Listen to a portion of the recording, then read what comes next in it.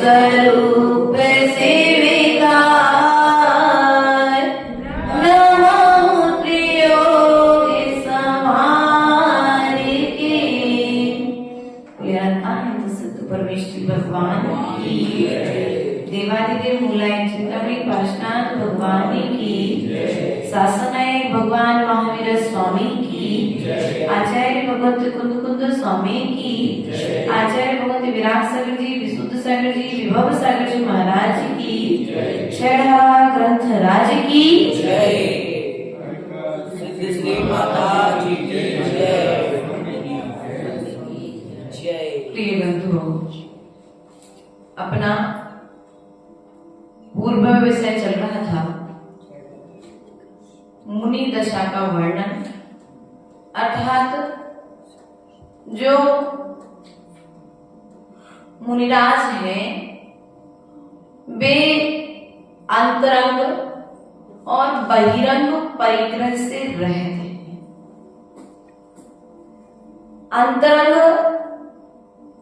परिग्रह और बहिरंग परिग्रह के भेद रूप में 10 प्रकार के अंतरंग परिग्रह, 14 परिग्रह 14 प्रकार के अंतरंग परिग्रह और 10 प्रकार के बहिरंग परिग्रह की चर्चा हमने पूर्व में की थी। और अंतरात्मा, परमात्मा और बहिरात्मा, इन 3 चीजों को समझाने के लिए हमने दूध का सहारा लिया था, हमने नारियल का सहारा लिया था। जिस प्रकार से नारियल की 3 दशा है, एक तो बहिरंग दशा जो जटा सहित है, वह हम संसारी जीवों की भी जो बहिरंग अवस्था है, राग द्वेष से सहित अवस्था। अंतरंग अवस्था अर्थात जो राग द्वेष के उपशम सहित जो परिणाम है, अर्थात भीतर में जो नारियल की गरी आ चुकी है वह अवस्था। उसके पश्चात में जो परमात्मा अवस्था है, अर्थात नारियल की गरी का अब तेल रूप में परिवर्तित हो जाना, उससे कहा था परमात्मा अवस्था। बहिरात्मा, अंतरात्मा और परमात्मा। दूध का उदाहरण दिया था। दूध के बाद में मठा, मठा के पश्चात में उससे जो निकला मक्खन है वह अंतरंग अवस्था हो गई। और अंतरंग अवस्था के पश्चात में जो मक्खन है, उस मक्खन को घी रूप में परिवर्तित कर देना परमात्मा अवस्था। यह बात हमको समझ में आ चुकी थी। इसी क्रम को आगे बढ़ाते हुए आज पंडित दौलतराम जी पुनः कहते हैं, इस जीव के भेदों को बतलाते हुए पहले अंतरात्मा और बहिरात्मा और परमात्मा के रूप में बताया था कार्य का नंबर 4 के माध्यम से। आज कार्य का नंबर 5 में प्रवेश करेंगे। अब अंतरात्मा और परमात्मा के भी उन्होंने भेद बता दिए हैं, तो इसको हम गाथा के माध्यम से समझेंगे।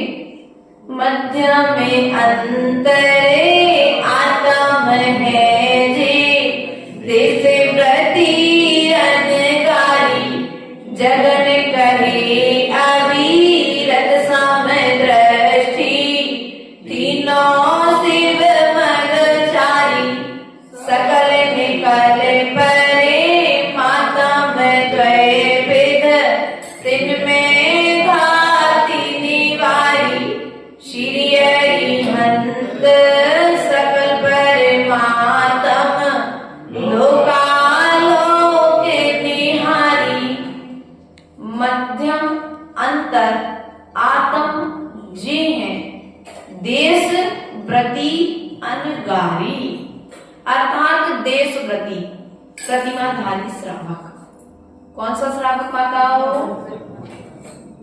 देश व्रति संज्ञा दो प्रतिमा से प्रारंभ हो जाते हैं। अब आपके मन में प्रश्न आएगा कि दो प्रतिमा क्या होती है? पहली प्रतिमा दर्शन प्रतिमा, दूसरी आती है व्रत प्रतिमा, अर्थात जिसमें 12 प्रकार के व्रतों के जो भेद बताए हैं, उन 12 प्रकार के व्रतों का जो पालन करता है वह देशव्रती कहलाता है। अब प्रथम प्रतिमाधारी जीव की व्यवस्था क्या रहेगी? जो प्रथम प्रतिमाधारी श्रावक रहेगा वह 8 मूल गुणों का निर्दोष पालन करेगा। अब जो 8 जो श्रावक के मूल गुण हैं, साधु के 28 हैं, श्रावक के 8 मूल गुण हैं। अहिंसाणुव्रत, सत्यानुव्रत, अचौर्यानुव्रत, परिग्रह परमाणुव्रत और ब्रह्मचर्य अणुव्रत। पानी छान करके पीना, मद्य मांस और मधु का त्याग, उसके पश्चात में प्रतिदिन देव दर्शन। अब अहिंसाणुव्रत का पेट बहुत बड़ा है। क्या? अहिंसाणुव्रत का पेट बहुत बड़ा है। आप सोचो कि अगर हमने पहली प्रतिमा ले ली, हमारे पास बार बार प्रश्न आ रहा था शैलेश भैया, इसलिए आज इस बात को यहाँ पर देश प्रति की चर्चा भी आ गई। देश प्रति और अनगारी अर्थात मुनि, पहली लाइन का अपन अर्थ समझ लें। देश प्रति अर्थात प्रतिमाधारी और अनगारी अर्थात मुनि, जिन्होंने ग्रह का त्याग कर दिया है, उन्हें क्या कहते हैं? अनगारी, जिनके रहने का कोई एक ठिकाना नहीं है। ऐसे ग्रह के त्यागी मुनिराज के लिए अनगारी कहते हैं। और देशव्रती, जो घर में रहते हुए भी जो परिमाण से सहत है, मर्यादाओं से जो सहत है, वस्त्र पहनेगा लेकिन वस्त्रों के पहनने में भी उसकी मर्यादा रहेगी। पाप करेगा लेकिन पाप करते हुए भी जब पाप के भेद बताए हैं, एक तो संकल्प हिंसा और एक, बोलो तो, हिंसा के कितने भेद बताए? कौन कौन से? संकल्पी हिंसा, आरंभी हिंसा और विरोधी हिंसा। तो विरोधी हिंसा तो अपन को करने का मौका मिलता नहीं है। हमारे सैनिक बॉर्डर पर खड़े हुए हैं विरोधाभास सहन करने के लिए। उसके पश्चात में संकल्पी हिंसा और एक होती है आरंभी हिंसा। तो जो आरंभ सारंभ आप कर रहे हैं तो वो आपसे होगा, लेकिन आप यदि देशव्रती हैं तो फिर आप संकल्प पूर्वक किसी जीव का घात, हमने पूर्व बताया था ना, संकल्प पूर्वक हिंसा अर्थात आपने ऑल आउट लगा दी, आपने चीटी मार रेखा लगा दी, लक्ष्मण रेखा लगा दी, या कोई पाउडर डाल दिया, या कोई मतलब स्प्रे आदि का छिड़काव कर दिया जिससे जीव मर जाए। तो जो देशव्रती श्रावक रहेगा वो जीवों की जान बच जाए ऐसा कार्य करते हुए अहिंसानुव्रत का पालन करेगा। और साधु तो किसी भी रूप में हिंसा का उपदेश नहीं देंगे। तो जो देशव्रती है, प्रतिमाधारी श्रावक है, तो अहिंसानुव्रत का पालन करेगा। फिर वो ऐसा कोई झूठ नहीं बोलेगा जिस झूठ को बोलने से किसी जीव का घात हो जाए। उसके पश्चात में अहिंसाणु, सत्याणु, अचौर्यानुव्रत, वह किसी की, ये तो अपन को बचपन से पहले भाग में पढ़ाई जाती है, किसी की रखी हुई, पड़ी हुई, डली हुई वस्तु बिना पूछे नहीं उठाना है। तो अचौर्यानुव्रत का भी पालन, वह किसी की वस्तु यदि मंदिर में रखी है, पड़ी है, तो उठाएगा। अब माता जी रास्ते से जा रहे थे, वो 50 का नोट मिल गया, अब पता नहीं उसका मालिक कौन था, सो हमने उठा लिया, हमने मंदिर में चढ़ा दिया। अब हमें दान का पुण्य लगेगा कि नहीं लगेगा? चर्चित बिल्कुल नहीं लगेगा। हो सकता था वो आगे निकला हो जिससे गिरे हैं, वो ढूंढता वो वापस आ जाए और तुम उतने में अपने घर से निकले, तुम उठा के डाल दिया। अब हो सकता है उसकी गरीबी की मेहनत की कमाई हो। अर्थात हम जमीन पर पड़ी हुई, डली हुई वस्तु को भी उठा करके दान पात्र में और अपने आप को महान मान ले, अरे हमने तो दान पात्र में डाल दिया, वो तो डला पड़ा था भैया, वो सामने वाला उसकी व्यवस्था जाने, लेकिन हमारा अधिकार उसको दान करने का। ऐसा दान सराबा बहुत करता है ना। इसलिए इस प्रकार से इसमें भी अपन को चोरी का दोष, हम किसी के घर लेने नहीं गए, किसी के घर उठाने नहीं गए, किसी का हमने जेब नहीं काटा, लेकिन फिर भी हमें चोरी का दोष लग गया। क्यों? हमें मालिक का मालूम नहीं था और हमने वस्तु को उठा करके कहीं साइड में रख दिया, कहीं हमने दान पात्र में ला करके डाल दिया, या कोई भूखा बच्चा था उसे गिफ्ट खरीद के दे दिया, भोजन करने के लिए भोजन की सामग्री खरीद करके दे दी। अब देनी थी तो हम अपनी जेब में इतनी सक्षमता रखते, इतने अपने आप में सामर्थ्य पाते कि हम अपनी बजट से दूसरे का पेट, हमें दूसरे के पैसे उठा करके यदि किसी को गिफ्ट दे रहे हैं तो ये दान की श्रेणी में नहीं आएगा। यदि तुमने ऐसा किया है तो कर तो लिया, लेकिन अब ऐसा करने के पश्चात में अपने आप को महान नहीं मानना, वरना हम कार्य करने के पश्चात अपने आप को महान मान लेते हैं। तो पहली प्रतिमाधारी जो रहेगा उसकी मर्यादा 8 मूल गुणों का पालन करेगा, वो बिना देव दर्शन के भोजन नहीं करेगा। क्या? अब माता जी यात्रा को चले जाएं, श्रीराम भैया कह रहे माता जी हमने पहली प्रतिमा ले ली और हम यात्रा को चले गए, अब वहां तो देव दर्शन होंगे नहीं, तो क्या करेंगे भैया हम? तो उसकी व्यवस्था ये है कि जो जैसे भरत चक्रवर्ती ने, हमको तो ऐसा बताया गया है, क्योंकि देखो वर्तमान पंचम काल में प्रतिमाएं आदि साधु संग अपने साथ में लेके नहीं चलता है, और आप लोग भी जब यात्रा को जाओगे 2-2, 3-3 दिन के लिए ट्रेनों में सफर करना पड़ता है, गाड़ियों में सफर करना पड़ता है, तो आप लेके नहीं जा सकते चैत्यालय अपने साथ में एक प्रतिमा को। तो वर्तमान परिवेश में वर्तमान आचार्यों से ऐसा सीखा है कि जब वे आहार को निकलते थे तो हमारा तो अणु रूप में है, हमारा तो महाव्रत रूप में है, तो वे परोक्ष में जो सूर्य आदि बिंबों में आकृतिम जो जिना रहे हैं, आंखों से नहीं दिख रहे हैं हमें वर्तमान में, लेकिन हम उन्हें भावपूर्वक नमस्कार करके अपनी मुद्रा बना करके जब आहार को निकल सकते हैं, तो श्रावक ट्रेन में रहेगा, बस में रहेगा, गाड़ी में रहेगा, लेकिन भाव पूजा करेगा। क्या? यदि द्रव्य धुलने के लिए पानी, ऐसा नहीं करना माताओं कि द्रव्य धोने नहीं मिली तो बिना धुली द्रव्य चढ़ा दो उस मंदिर में, भूल के भी ऐसा नहीं करना, क्योंकि बिना धुली हुई द्रव्य चढ़ाने वाला कुष्ठ रोगी होता है। क्या? बहुत सूक्ष्मता की बात आपको बता दे रहे, इसलिए कभी भी, क्योंकि वो द्रव्य चावल जो आया है, कितने लोगों ने उसमें पैर रखे, कितने लोगों ने उसमें गंदगी की है, और छन के बिनकर के तुम्हारे पास में, इसलिए जब मंदिर का चावल तुम रोज नहीं धो सकते, तो हमको तो ऐसी व्यवस्था सिखाई गई थी कि भैया रोज नहीं धो पा रहे हो तो एक काम करो, रोज, ये टेम्परेरी व्यवस्था थी, राजमार्ग नहीं है ये, इसको राजमार्ग नहीं बनाना। जब समय नहीं है उस समय के लिए आप उन चावलों को अंगोछ लो, एक बार अच्छे से धो लो, और गीले कपड़े से कम उन चावलों को एक बार पोंछ लो, और गीले कपड़े से उनको पोंछ करके फिर अपने एक डिब्बे में सुखा करके व्यवस्थित भर लो।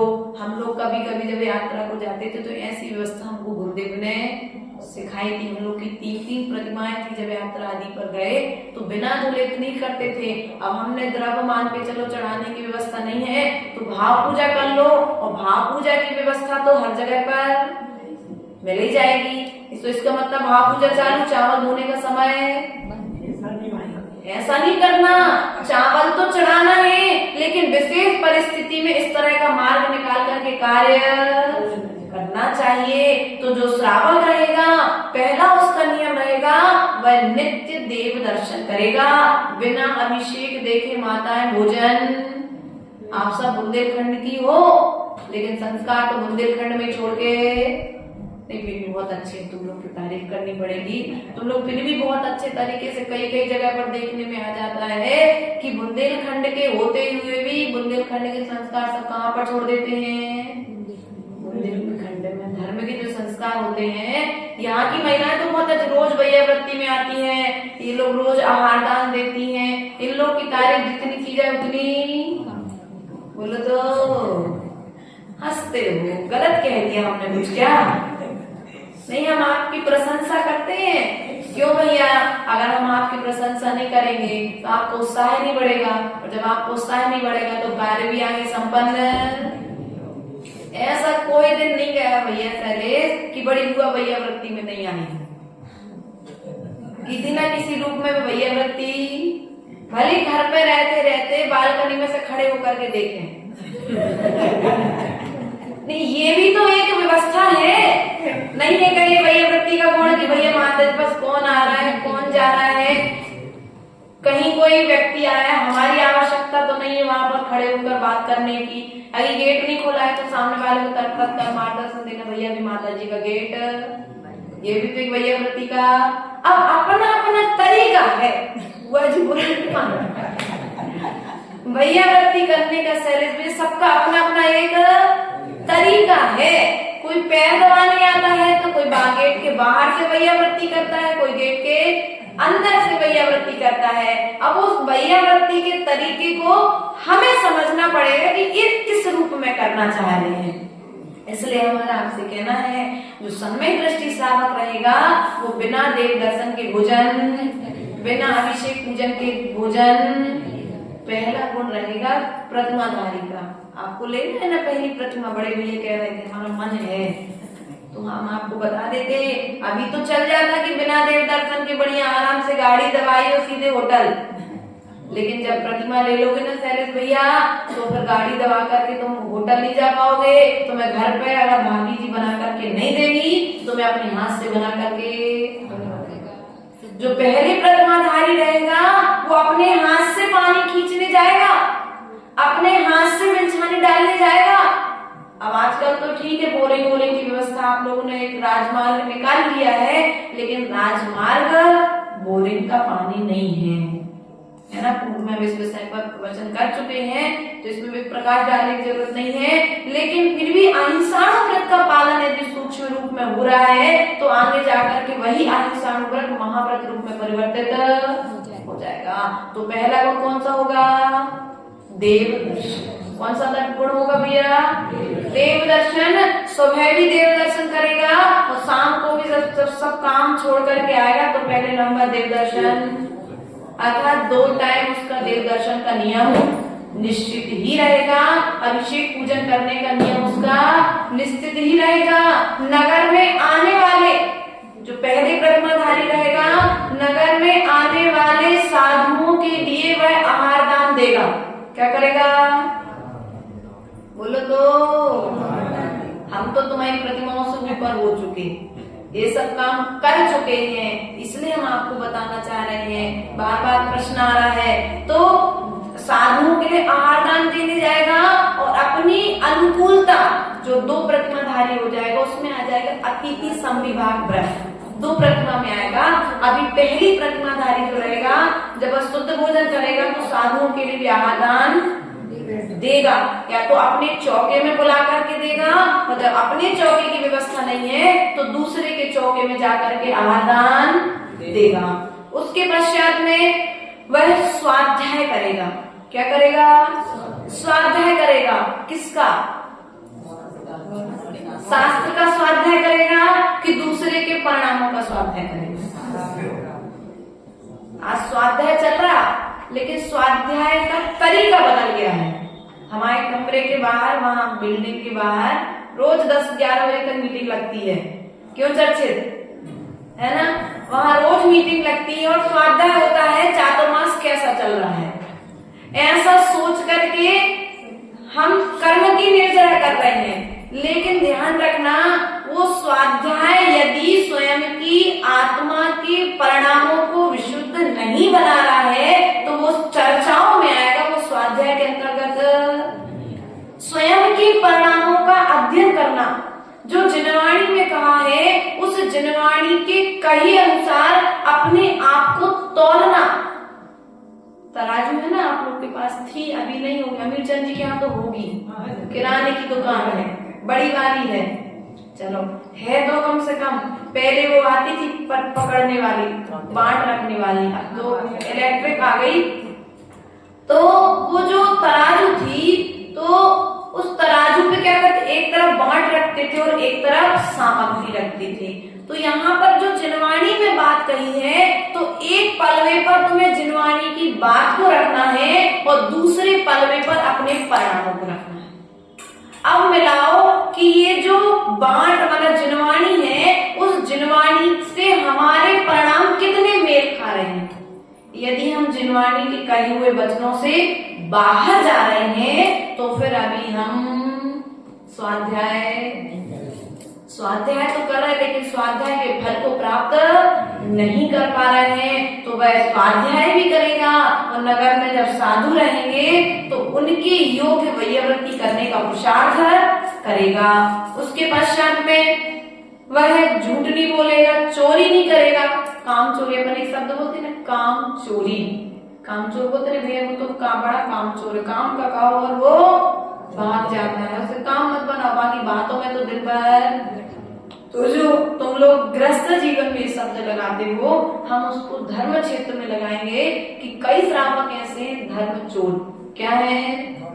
धर्म से बचने, धर्म ना करने पड़े, मुझे और पुण्य मिल जाए, पैसा मिल जाए, अच्छा घर मिल जाए, अच्छा मकान मिल जाए, अच्छा खाने मिल जाए, अच्छा रहने मिल जाए, तो ऐसा क्या करते, धर्म से, धार्मिक कार्यों से चोरी करते हैं, धार्मिक कार्यों से बचने का प्रयास करते हैं। देखो भैया, शैलेंद्र भैया आ रहे हैं सामने से, बढ़िया मीटिंग लगी थी, 8-10 लोग बैठे थे, लेकिन जैसे शैलेंद्र भैया पास में पहुंचे, 8 के 8 लोग 8 जगह पर बढ़ने का कारण, शैलेंद्र भैया आएंगे, अभी धर्म की 2 बातें सुनाएंगे, 2 काम पकड़ाएंगे और अपने घर। तो लोगों ने क्या किया, भैया जी से बचना प्रारंभ। अब तो भैया से नहीं बच रहे, तुम धर्म से बच रहे हो, तुम धर्म से चोरी कर रहे हो। सामर्थ्य होने के बाद में भी तुम धर्म, इसका फल किसको मिलेगा? बोलो तो, समय है, सामर्थ्य है, शरीर स्वस्थ है, उसके बाद में भी बढ़िया मोबाइल चलाते घर में, देवी मैया हो, मोबाइल चलाते समय नहीं है। समय कहाँ जा रहा है? मोबाइल में, व्हाट्सएप में, चैटिंग में, फेसबुक में, और तो आजकल क्या चलता है दीदी? इंस्टाग्राम, और वो एक और क्या बोलते, शॉर्ट वीडियो। क्या चल रहा है आजकल? रील्स, हवा की भाषा में रील्स कहते हैं आप लोग। रील्स देखने में कहाँ जा रहा है? जिनवाणी सुनने का समय तो 24 घंटा था, आप उसको कहाँ पर लगा सकते थे? आपने अपने दिन का टाइम टेबल नहीं बनाया है, इसलिए आप कोई भी कार्य, अब 4 बजे से उठ करके माता जी बैठ गई, 7 बजे तक उनकी पूरी क्रियाएं कंप्लीट हो गई, और माता जी यदि 4 बजे नहीं उठे तो 9 बजे तक उन्हें वही क्रियाएं करनी पड़ेगी, है ना। इसलिए हमारा भी आपसे कहना है, जब हम अपने जीवन का टाइम टेबल, दिन का टाइम टेबल बनाते हैं, तब हम अपनी क्रियाएं टाइम पर कर पाते हैं। तो प्रत्येक क्रिया का टाइम सुनिश्चित रखने हैं। 7 बजे से लेकर के 8 बजे पूजा का टाइम, अभिषेक का टाइम, 9 बजे से 10 बजे तक आहारचर्या का टाइम, उसके पश्चात 3 बजे से लेकर के 5 बजे तक स्वाध्याय का टाइम, 6:30 बजे से लेकर के 7:30 बजे तक फिर क्लास का टाइम, और शाम को 8:30 से 9 बजे तक, 9:15 बजे तक वैयावृत्ति का टाइम। लेकिन हमें क्या होता है, अन्य टाइम में तो मोबाइल चलाते हैं और इन टाइमों में काम करना। स्थिति यही है वर्तमान में, समय न मिले। हम अध्ययन कर रहे थे कि आपको समय नहीं मिल रहा है, तो जो अन्य टाइम आपके पास हो तो उस टाइम में आप क्या करते हो? मोबाइल चलाते हो, और जैसे ही क्लास का टाइम हो तो अरे बर्तन रखे, जल्दी से बर्तन मांजो। फिर क्या होता है, शाम में 6:30 बजे बर्तन याद आते हैं, इधर उधर की और काम याद आ जाते हैं। तो जो देश प्रति रहेगा वो समय पर अपनी क्रियाओं को करेगा, अर्थात धर्म से चोरी। अब जो परिग्रह करेगा, उस परिग्रह में भी उसका परिमाण होगा। क्या होगा? चौथा व्रत कौन सा आता है? परिग्रह व्रत आता है, अर्थात वह उस परिग्रह घर में रहते हुए भी वह अपरिग्रही रहेगा। वस्त्र पहनते हुए भी वह वस्त्रों में ममत्व भाव नहीं रखेगा, तो वह अपरिग्रही की संज्ञा में आ जाएगा। और धीरे धीरे जो ममत्व भाव का त्याग करेगा, वह धीरे धीरे उनका भी उसके वस्त्रों से भी रहित होकर के निर्लिप्त अवस्था को प्राप्त। उसके पश्चात में 5वां व्रत आता है ब्रह्मचर्य व्रत। कौन सा व्रत आता है? ब्रह्मचर्य व्रत। अब यहाँ पर ब्रह्मचर्य अणु जो व्रत है, एक तो अणु रूप में और दूसरा महाव्रत रूप में। तो जो महाव्रत रूप में होता है वो महाव्रती पालन करता है। तो यहाँ पर ब्रह्मचर्य व्रत के पालने के लिए 2 भेद बताए गए हैं। जो प्रथम प्रतिमाधारी श्रावक रहेगा वो स्वदार संतोषी होगा। स्वदार संतोषी समझ गए? पूर्व में ब्रह्मचर्य व्रत के दिन परिभाषा बताई थी, अर्थात एक पत्नी व्रत। कौन सा व्रत होगा उसका? एक पत्नी व्रत होगा। बाकी सब जितनी स्त्रियां उसको देख रही हैं बेशक उनकी माता बहन आदि के तुल्य होंगी, लेकिन पत्नी मात्र एक ही होगी। और तो और उसके पश्चात में इसमें भी उन्होंने भेद बता दिया कि जो देशव्रत श्रावक रहेगा, पहली प्रतिमाधारी, दूसरी प्रतिमाधारी, तीसरी, चौथी, पांचवी। अब ऐसा नहीं हो सकता शैलेश भैया पूछ रहे कि पहली प्रतिमा नहीं लाए और सीधी 5वीं ले ले, तो काम चल जाएगा क्या? नहीं चलेगा। पहले आपको पहली सीढ़ी पर पैर रखना पड़ेगा, तब कहीं जाकर के 5वीं सीढ़ी पर आप सीधा छलांग लगाओगे तो कहीं ना कहीं हड्डी पसली टूटने की संभावना, अर्थात बीच से व्रतों का पालन नहीं हो सकता है। तो स्वदार संतोष व्रत रहेगा और जैसे ही 7वीं प्रतिमा तक आएगा, कौन सी प्रतिमा तक? 7वीं प्रतिमा तक आएगा, तो 7वीं प्रतिमा में आते हुए वह अपनी उस पत्नी का भी त्याग पूर्ण रूप से ब्रह्मचर्य व्रत को धारण कर लेगा। अर्थात ऐसी 7 प्रतिमाएं, अर्थात पहली प्रतिमा में ब्रह्मचर्य व्रत अमात्र अपनी पत्नी के साथ में रहेगा, बाकी सबके प्रति अपनी गलत भावना का त्याग कर देगा। उसके पश्चात में रात्रि भोजन।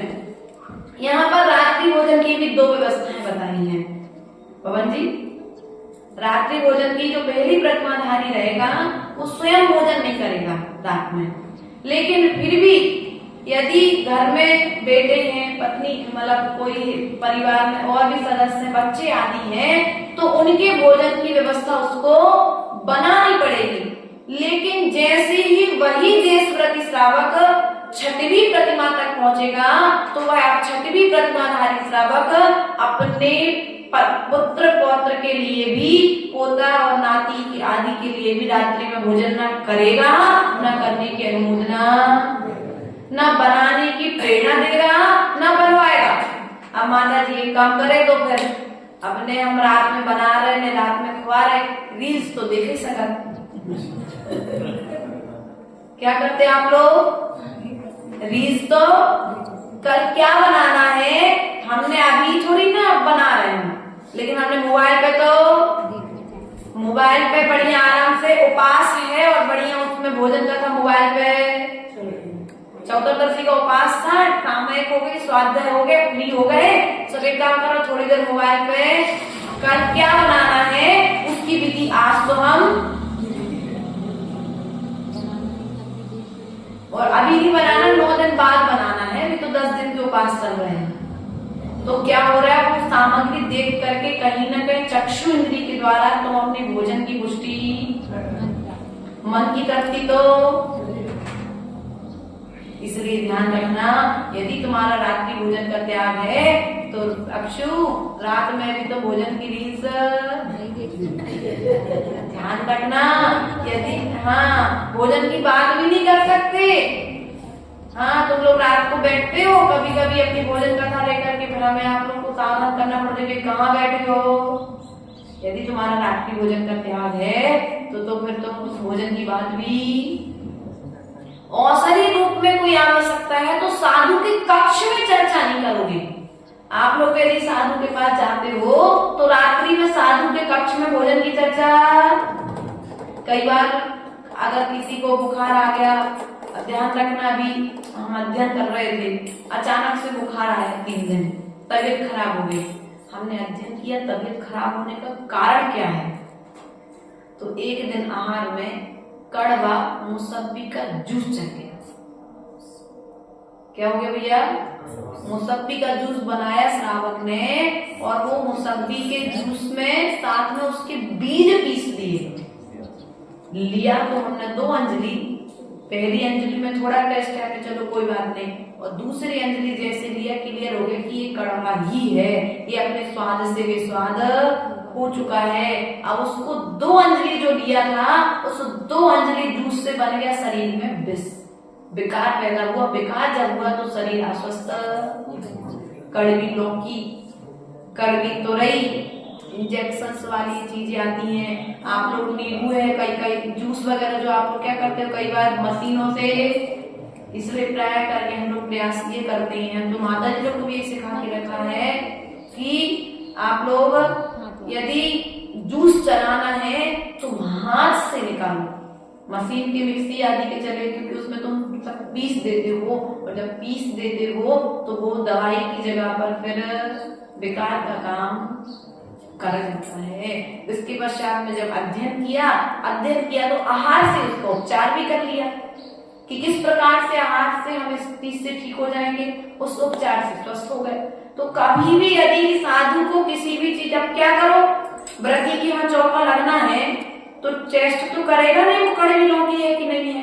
तो भैया जो तुम्हारे आजू बाजू अड़ोस पड़ोस में बच्चे रहते हैं, एक बार उनसे टेस्ट या फिर उसकी व्यवस्था बताई, जैसे ककड़ी है, ककड़ी कड़वी चल जाए, लौकी कड़वी चल जाए, परवल माता जी कह रही है ना, अगर इस तरह की चीजें चलती तो विकार उत्पन्न कर देती है। इसलिए हमारे लिए विचार करना है कि हम जो वस्तु चला रहे हैं वो वस्तु कहीं साधु के लिए बीमारी का कारण ना बन जाए। रात्रि भोजन में अर्थात रात में भी वह चर्चा, अब आप माता जी की तबीयत खराब थी, सम्राट में पूछ भी गए का चलने दवाई, इनको टाइम दिन में बड़े प्यार से आती, बड़े बढ़िया पाँव दबाई और धीरे से माता जी आपकी तबीयत खराब है, कल का चलाने आना है। अरे माता जी भोजन की नहीं पूछ, दवाई की पूछ रहे। मतलब ऐसा हमारे साथ अकेले नहीं, लगभग श्रावक साधुओं के साथ में ऐसा, जिनके पास में ज्ञान की कमी है वे श्रावक ऐसा कर लेते हैं। आप सब तो ज्ञान है, आप सब तो ऐसा पूछने की फुर्सत नहीं है, रात में दिन की तो बात है ना। माताओं ध्यान रखना, पूनम साधु के पास जाओ तो कभी रात में ना औषधि की पूछना, ना कभी भोजन की पूछना। यदि एक बार ईटापत भक्ति हो गई उसके पश्चात में भोजन पुराण, अगर तुम रात में भोजन की चर्चा कर रहे हो तो तुम्हें रात्रि भोजन करने का दोष, कहीं ना कहीं कृत कार्य अनुमोदना, भले को नींद में देखो अक्षु, लेकिन पाप तो अगर स्वप्न में हो जाए कर ले तो, स्वप्ने में भी दोष लगाई, पढ़ा है हमारे याद है ना। अब तुम लोग समझदार हो, अभी पढ़ नहीं रहे, समय अपनी गति से हो गया है। तो हमारा कहने का तात्पर्य ये है, यदि स्वप्न में भी कभी भोजन हो जाता है, इनको संस्कार होते भोजन बनाने के, भोजन खिलाने के, तो आकर के सुबह से मंदिर में जिनवाणी खोल करके प्रतिक्रमण करना चाहिए। यदि दिन भर भोजन कथा चली है तो शाम को प्रतिक्रमण करना चाहिए, और रात में स्वप्न में भोजन कथा चली है और सच में बैठ करके भोजन कथा चली है तो सुबह से प्रतिक्रमण। इसलिए तो सुबह और शाम प्रतिक्रमण की व्यवस्था। लेकिन माता जी अतिचार करने का टाइम तो है, लेकिन प्रतिक्रमण करने का टाइम, आलोचना करने का समय नहीं है। कम से कम आलोचना पाठ ही पढ़ लिया करो, ज्यादा समय नहीं मिलता तुम्हारे लिए तो आलोचना पाठ पढ़ करके प्रतिक्रमण कर लिया करो। इस प्रकार से देश व्रती की व्यवस्था रात्रि भोजन त्याग अर्थात छठवीं प्रतिमाधारी पूर्ण रूप से रात्रि भोजन का त्याग करेगा, और जो पहली प्रतिमाधारी होगा वो मात्र स्वयं के लिए रात्रि भोजन का त्याग करेगा। उसके पश्चात में आता है मध्य, मांस और मधु। कौन सा आता है? मध्य, मांस और मधु। मांस तो आप लोग खाते नहीं हो, मांस अर्थात अभी जो एक इंद्रिय आदि जीवे में मांस नहीं होता है। हाँ, एक इंद्रिय मांस है, जल में, वृक्ष में, बोलो तो नंदा जी नहीं है ना। चींटी में मांस तो खा लेना चाहिए क्या? बोलो तो चींटी में मांस, चीटी में मांस, बोलो तो माता जी। उसमें मांस की व्यवस्था बदल गई, जो चमड़ी है ऊपर की, हड्डियां जो रहेंगी इनमें चीटी आदि में हड्डियां नहीं रहेंगी, लेकिन कहीं ना कहीं यहाँ पर जीवों का घात तो वो हड्डी रूप मांस नहीं रहेगा। हड्डियां, चीटी में हड्डियां नहीं है, चूहे में हड्डियां नहीं है, छिपकली में हड्डियां नहीं है। तो एक काम करो, इनको बोलो तो ऐसा नहीं करना है। किसी भी रूप में जो दिखने वाले जीव हैं उनके लिए भी ग्रहण नहीं करना है, और जो नहीं दिख रहा है उनके लिए भी, उनके घात की व्यवस्था भी नहीं बनाना है। अर्थात जिन वस्तुओं में ये डरे हैं, आज आप लोग ध्यान रखना माताओं, आपके घर का किसी न किसी रूप में मांस तो पहुंच रहा है। बाजार का आचार यदि आपके घर में आया है, हमने देखा भैया बहुत समय पहले की बात है, 2012-13 की बात है। आचार्य श्री के साथ व्यवहार करते करते एक महाराज जी से मिलन हुआ, और श्रावक का चौका था, ऐसे बस्ती पड़ गई बीच में बिहार रास्ते में। तो एक श्रावक के घर पर आहार हुआ, और वे महाराज जी आचार्य श्री के साथ चौके में पड़ गए, एक चौके में दूसरे चौके में पड़ गए शायद। और जब वे दूसरे चौके में पड़ गए तो उस चौके में से वे लौट आए, आचार्य श्री के चौके में आए। और जैसे ही वे आचार्य श्री के चौके में आए तो आहार तो साथ में हो गए, लेकिन अब तो मौन था, मुद्रा लिए, तो आहार के बाद ही बताएंगे क्यों लौटे चौके से, है ना। तो जब ईर्य पर भक्ति के लिए आचार्य परमेष्ठी एकत्रित हुआ पूरा संघ, तो आचार्य श्री ने पूछा, महाराज आप उस चौके से क्यों लौट के आए? बोले इस चौके में आचार के, मुरब्बा के, पापड़ के, बढ़िया सब अभक्ष्य वस्तुएं पूरे पारदर्शी दिख रही थी। जब मांस के पिंड हमारे सामने रखे थे तो हम भोजन कैसे करते? तो बना करके रखते हैं, बढ़िया आचार के, मुरब्बे के डब्बे आदि हम रखते हैं। आपको सो बनाने, बढ़िया ड्राई फ्रूट रखो ना, क्या दिक्कत है? सौंफ के डिब्बे रखो ना, बढ़िया लौंग के द्रव्य के डिब्बे की सो बनाओ ना। लेकिन आप किस चीज से सो बना रहे? बाजार की नमकीन, बढ़िया आराम से सब चीजें। ऐसा नहीं करना चाहिए। और कई बार तो ऐसा होता है कि अभी सो इसलिए बनाई गई, एक तो स्वयं की आंखों के माध्यम से पूर्ति के लिए, और कोई दूसरा है तो उसको दिखाने के लिए हमारे घर में अब वो ड्राई फ्रूट भले साल भर तक उन्हें एक काजू निकाल के नहीं खाओ, उसमें रखे रखे कीड़े, लेकिन लोग आएंगे तो उनको देखने के लिए डिब्बा भर के, है ना। ऐसी बहुत सारी कहानियां आती है, कहानी सुनाने का समय नहीं है, लेकिन ध्यान रखना किसी न किसी औषधि के रूप में यदि आपके घर तक मांस पहुंच रहा है तो आपको उस औषधि का भी त्याग, किसी न किसी लिक्विड के रूप में बच्चों के लिए बहुत सारी दवाइयां देते हैं जिसमें मछली का तेल होता है, बहुत सारी गोलियां ऐसी आती है जिसमें मांस होता है, बिस्किट आदि जो आप लोग खिला रहे हैं उसमें क्रीम, उसमें अंडे का वो डलता है ना। तो आप लोगों को ध्यान रखना चाहिए। माताओं की जिम्मेदारी होती है, हमारे भैया लोग की जिम्मेदारी होती है। कोलगेट माता जी कह रही हो करते हो, अब ऐसे देखने जाएंगे तो बहुत सारी चीजें हैं विवक्षा के रूप में जो सब अमर्यादित हैं, वे सब अभक्ष्य हैं। तो जो व्रती श्रावक रहेगा, पहला प्रथमाधारी श्रावक रहेगा, वो बाजार का कोलगेट नहीं करेगा, है ना। जो पहली प्रथमाधारी श्रावक रहेगा वो बाजार की बनी वस्तुएं, आजकल वो अरे कद्दू की चिप्स आ गई, कद्दू की कौन सी चिप्स आ गई भैया? साधु को बड़ी मूर्ख बनाकर के साधु को खिला रहे हो। साधु भी कई श्रावक, साधु श्रावक के विश्वास में आकर के ले रहे हैं। लेकिन हम तो ये कहते हैं, बचपन में एक शब्द सुना था दादी माँ के मुख से कि अनजान फल नहीं खाना चाहिए। क्या सुना था? अनजान फल। नाम नहीं है किसी फल का बेटा, इस अनजान फल, जिस वस्तु से हम परिचित नहीं है, जिस फल के नाम से हम परिचित नहीं है, जिस फल को हमने वृक्ष पर देखा नहीं है कि वो जमीन से निकला है कि डाली पर हुआ है, उस फल को हम खा नहीं सकते।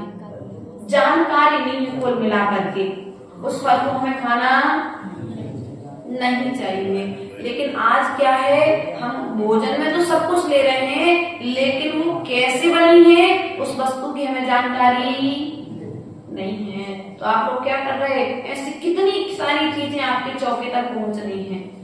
अब वो चिप्स जो आ रही है, कहाँ बन रही है, कैसी बन रही है, कौन बना रहा है। हमको साहेगढ़ में एक ब्रह्मचारिणी दीदी, बहुत पुरानी, हमसे भी उम्र में डबल, बोले अरे माता जी आप क्या जानती। हमने दीदी हम कछ नहीं जाना, लेकिन इतना जाना था कि जो चीज हमने अपनी आंखों से नहीं देखी वह चीज हम नहीं खाए। क्या जो चीज हमने घर में बनते नहीं देखी या ब्रह्मचारी अवस्था तक नहीं देखी, उस चीज को हमारा भोजन करने का त्याग। और उस समय से लेकर के आज तक, इसलिए जो साधु ले रहे हैं, पेठा बन के आ रहा है, एक क्या बन के आ रहा है, पेठा बन के आ रहा है भूरे कुमड़े का। भूरा कुमड़ा उतना दोष नहीं है, लेकिन अगर शक्कर की चाशनी जो उसमें बाहर से तो सुखा दिया उसको, आजकल वो कौन सा पड़ा है, एक सुखाने वाला ओवन आते हैं आजकल, बहुत सारे प्रकार की दीदी कह रही, तो उस ओवन में तुमने रख दिया, वो बाहर से तो सूख गया, लेकिन जैसे उसको खेल के देखो तो उसकी चाशनी भीतर से क्या रहती है, गीली रहती है। सो घर में यदि तुम्हें बना के खिलाना था तो उस भूरे कुमड़े का तुम बड़ी हलवा बना देते, भूरे कुमड़े का तुम खुद पेठा बना दे। थोड़ा बाहर वाले डिजाइन का नहीं बनता, लेकिन शुद्ध तो लेने वाले को लेना था, तो ये ले तो ये चौके में बना लेंगे, हम बाहर का आया। लेकिन क्या हुआ, तुमने अपने विश्वास में आकर के साधु को, हम तो साधु से कहेंगे कि भैया इतना भी श्रावक पर विश्वास मत करो कि श्रावक तुम्हारे विश्वास छले, है ना। इसलिए अपनी विधि के लिए, अर्थात अभक्ष्य भोजन तुम चौके तक लेकर के आ गए, है ना। चलो तुम्हारे तक तो ठीक था, तुम साधु की अंजलि तक लेकर के आ गए, तो ये तो साधु के साथ में भी गलती है, साधु की भी गलती है और श्रावक की भी इसमें गलती है। इसलिए जो श्रावक यहाँ बैठे हैं, हम उन श्रावकों से निवेदन करना चाहेंगे कि जिस चीज को तुमने अपनी आंखों से बंद करते हुए नहीं देखा है पूनम, उस चीज को ना तो अपनी दुकान में रख करके बेचना और ना साधु की अंजलि तक जाने देना। नहीं, तुम्हारा त्याग है, लेकिन और लोग यदि गोमती में किसी भी प्रकार से बेच रहे हो, ये खबर जो बेच रहे हैं उनसे एक बार बोल दो भैया तुम हमें दे दो ये चीज, लेकिन साधु की अंजलि तक जाए उनके लिए बेचना स्पष्ट, क्योंकि कहीं ना कहीं बेचने वाला भी भागीदार, लेने वाला भागीदार है, अंजलि तक पहुंचाने वाला भागीदार है, और अपनी दुकान तक लेकर के आने वाला भी कहीं ना कहीं तरफ कार्य अनुमोदना से पाप का भागीदार होगा। इसलिए प्रिय बंधुओं, मध्य मास मधु के त्याग की यहाँ पर बात कही जा रही है। तो मध्य मास मधु का मध्य अर्थात शराब तो आप लोग पीते ही नहीं हो, पीते हो क्या, मधु पीते क्या, मधु अर्थात शहद खाते हो क्या। कितने लोग हैं यहाँ पर जिनका शहद का त्याग है, अमीर चंद जी तो हाथ गाय नहीं खाओगे, लेकिन त्याग आज कर देना। आचार्य गुरुदेव ने बोला था हमारे कि शहद जो है वो मधुमक्खियों का बीज है, बमन क्या है। यहाँ से जैसे तुमने ज्यादा विवक्षा करेंगे सब लोग अलग खींचने लगोगे, इसलिए समझ जाओ तुमने रोटी खाई और निकाल करके तुम घड़े में रख दो। मधुमक्खी ने क्या किया, मुख से वो फल फूल का रस लिया और ले जाकर के अपने छत्ते में डाल दिया। अब बताओ तुम इतने गए गुजरे हो गए कि मधुमक्खी की झूठन खा रहे हो। इसलिए और कई बार उसको निकालने के लिए, उस शहद को प्राप्त करने के लिए कई लोग उस छत्ते को गिराने के लिए सीधा और जब जला देते हैं तो उसमें कई बड़े बड़े तो भाग जाते हैं, लेकिन छोटे छोटे जीव उसमें ही मर जाते हैं, अंडे रह जाते हैं। इसलिए हमें मधु उसके लिए शहद के लिए भी ग्रहण और अभक्ष्य भोजन जिस भी प्रकार में चिप्स के रूप में, बाहर के आचार मुरब्बे के रूप में, पापड़ बड़ी के रूप में यदि हमारे घर तक पहुंच रहा है, बिस्किट आदि के रूप में, तो हमें उस अभक्ष्य भोजन का भी त्याग। तो पहला प्रथमाधारी जो रहेगा वो इन 8 मूल गुणों का निरंतर सेवन, इन 8 मूल गुणों का निरंतर पालन करेगा, अभक्ष्य आदि वस्तुओं से दूर रहेगा।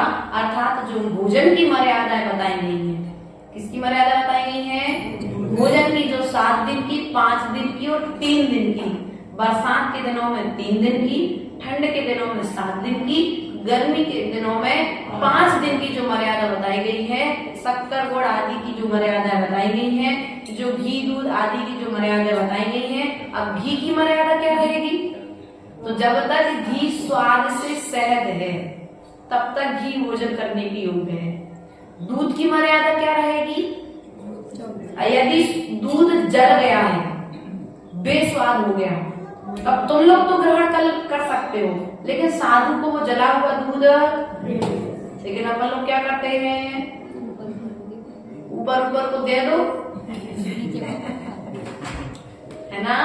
ऐसा नहीं करना चाहिए। गुड़ है, कई बार गुड़ में देखना ऐसे इडली हो जाती, मैंने तो देखी है गुड़ में इडलियां, किराने की दुकान थी तो कई बार देखने में आती है चीजें। तो यदि इस तरह से कभी हो गया है तो हमें क्या करना चाहिए? वस्तुओं का त्याग करना चाहिए, अर्थात मर्यादित भोजन। अब सोले के कपड़े में करेगा कि बिना सोले में करेगा? तो जो पहले प्रतिमाधारी श्रावक रहेगा, जब सोले में भोजन बनाया जाएगा तो सोले में भोजन करेगा भी। अब तुम सोचो कि हम ऑफिस जाते हैं, दुकान पर बैठते हैं, तो भैया हमने तो देखा है घर में भी व्यापार होता था, लेकिन जब भी घर में भोजन होता था तो भले वो एक सोले का तौलिया, क्या बोलते हैं आप लोग के, धोती दुपट्टे नीचे का दुपट्टा के बांध के बैठे, ऊपर बनियान, लेकिन वो सोले के वस्त्र में भोजन करते थे। शाम को माँ जब भोजन बनाती थी तो सोले के वस्त्र पहन के भोजन बनाने की व्यवस्था देखने में आई है। कि कुछ चीजें ऐसी होती हैं जो आगम में लिखी नहीं जा सकती, लेकिन श्रावक को अपने विवेक से पालन करना चाहिए। तो आज मात्र एक लाइन पर चर्चा हुई है, एक लाइन में भी एक शब्द पर चर्चा हुई है, मात्र देश व्रति पर। तो हमें ध्यान रखना चाहिए, सभी को देश व्रति बनने का पुरुषार्थ करना चाहिए। देश व्रति में पहली प्रतिमा और दूसरी प्रतिमाधारी के लिए जघन्य कहा है, 7 प्रतिमाधारी के लिए मध्यम कहा है, और 11 प्रतिमाधारी क्षुल्लक और क्षुल्लिका माता जी के लिए उत्कृष्ट श्रावक की अपेक्षा यहाँ पर भेद किया गया है। 3 भेद कौन कौन से? 11 प्रतिमाधारी उत्कृष्ट श्रावक, 7 प्रतिमाधारी मध्यम श्रावक और 2 प्रतिमाधारी जघन्य श्रावक की अपेक्षा से यहाँ पर भेद बताए गए हैं। तो हम सभी को श्रावक बनने का प्रयास और पुरुषार्थ करना चाहिए। बोले परम पूज्य आचार्य गुरुवर विभव सागर महाराज जी की। श्री माता